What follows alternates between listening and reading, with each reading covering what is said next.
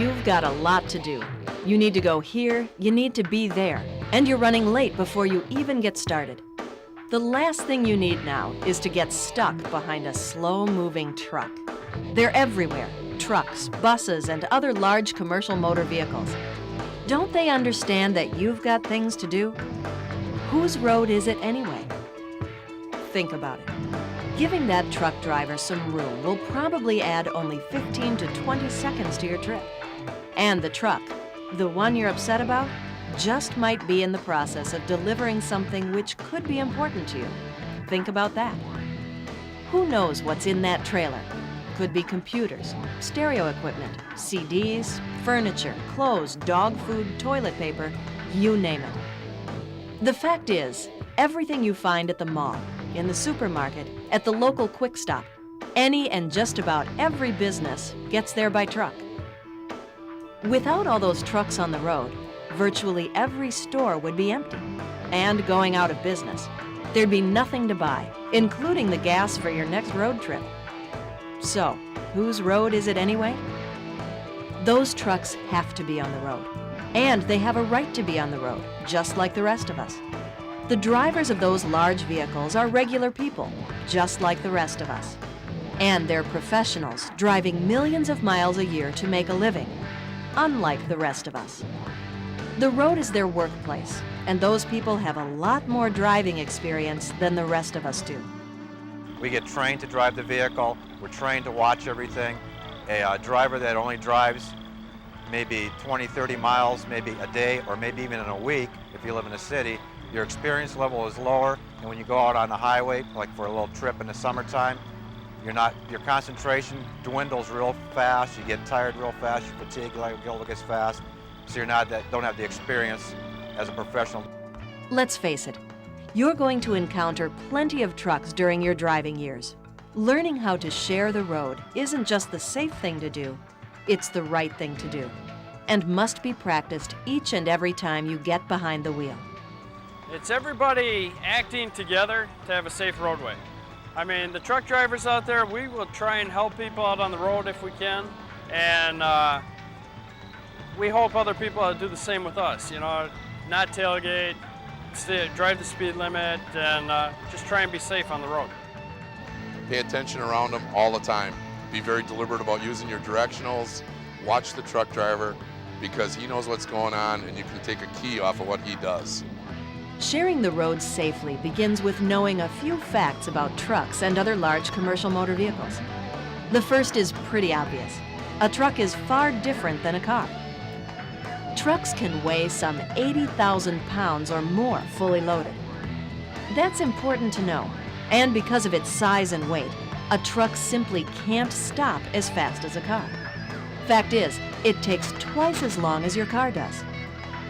If you think you can dart in front of a truck and it will stop as fast as you do, think again. You could be dead wrong. The next fact you have to know about commercial motor vehicles is that, when driving one, the view of the road is a lot different than what you see from behind the wheel. Forward visibility from a truck cab is much better than you have. You're lucky when you can see a couple of cars ahead of you most of the time, right? But even though a truck driver can see a long way ahead, that advantage doesn't exist when it comes to side and rear visibility. In your car, pickup, or SUV, you've got a pretty good view of what's happening all around you. Yet, in spite of all those mirrors, a truck driver doesn't have your advantage. There are areas to the side and back of the truck that are serious blind spots, areas where the professional driver can't see you. You've probably noticed that you have a small blind spot or two when driving your car. For the truck driver, blind spots are a much larger problem, and that makes them your problem as well. And whenever a truck driver can't see you, the chance of a collision increases. That blind area is known as the no zone. It's a place that you don't want to find yourself. There are 4 no zones around a truck. The no zone to the rear of the truck is obvious. The size of that trailer makes it difficult for the truck driver to see you. Get too close, and you disappear from the driver's view. Tailgating in the rear no zone of a truck is extremely dangerous. If you follow too close and the truck driver hits the brakes, you won't be able to stop in time. The result may be hitting the rear of the trailer at right about the level of your windshield. When you're following a large vehicle, you need to give yourself some space to react, not just to a sudden stop, but to other road hazards as well. There might be debris on the road. You won't see it until it's too late if you're in the rear no zone. No zones also exist on both sides of a truck. You can see that the one on the right is larger than the one on the left. Placement of the truck's mirrors, along with the driver's position, create this difference. Both areas can be a danger to you. Your car will actually disappear in the truck driver's blind spot when you enter these areas.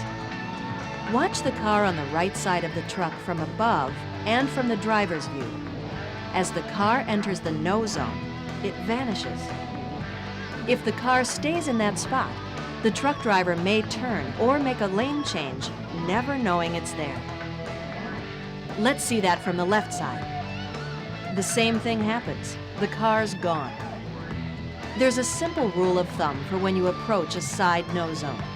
When you can't see the truck driver's face in his or her side mirror, the driver can't see you. You have to get out of that no zone quickly and safely. Remember, too, that there can be air turbulence around a truck, so keep a firm grip on the wheel when passing one. In rainy weather, turn your windshield wipers to high when passing a truck. Because of their size and number of wheels, trucks and buses can throw off a lot of spray, which can limit your visibility. If there seems like an excessive amount of spray, back off. Don't hang on the side. Get past the truck or drop back and out of the no zone. After you complete your pass, make sure you can see both headlights and the windshield of the truck before you pull in front. Give him room. As you come up alongside the truck, you want to stay away from any area that's got the tires. If you're next to the tires, the driver can't see you. That's kind of a good rule of thumb. Bottom line is, if you can see one or the other mirror when you're behind the truck driver should be able to see you. And we can see you quite a ways back, but as you're creeping up, getting closer, if you get within that 4-second following distance, you're going to be in our blind spot. In addition to what we've covered already, there are a few other things it might help you to know about trucks and sharing the road with them. Trucks make wide right turns. It's not a matter of choice, it's a matter of necessity. It takes a lot of room and skill to maneuver a big rig around a corner. Because of that, a truck may need to move into the left lane to make a right turn. When you see a truck driver signal for a right turn and drift into the left lane, don't think that the signal is wrong. The truck is turning right. Stay back. Don't move into the right lane to get past the truck. You're going into a no zone. The driver won't see you, and your car could get crushed as the truck turns. And it will hit you on the driver's side.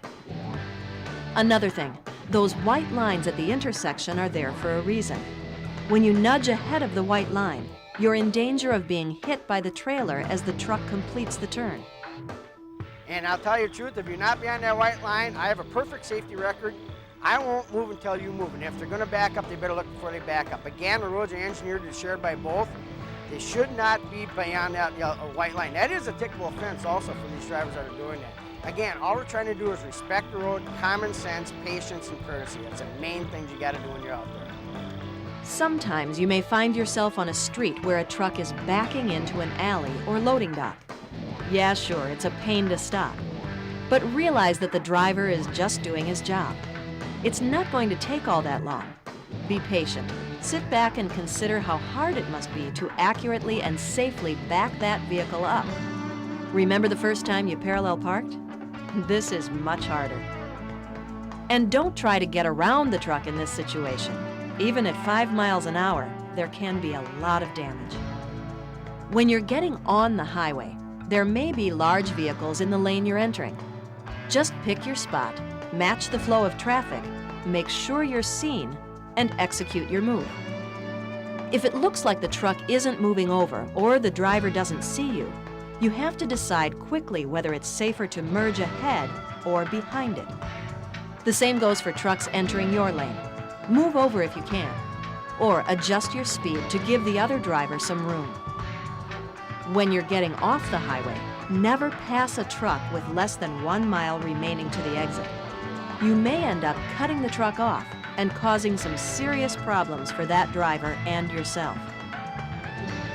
When you come right down to it, a little common sense is all it takes to share the road safely and considerately. Those trucks are on the road for a reason. The goods hauled in them make our lives better with each load they deliver. The skilled professional driver is driving as safely as possible. We owe him or her the same courtesy. Getting frustrated or upset doesn't only make your life more miserable, it may put you and the professional driver at risk of an accident. Knowing a few facts about trucks and other large commercial motor vehicles and avoiding the no zones can help make certain that every driver makes it home safely. Whose road is it anyway? It's our road, all of ours, so let's share it.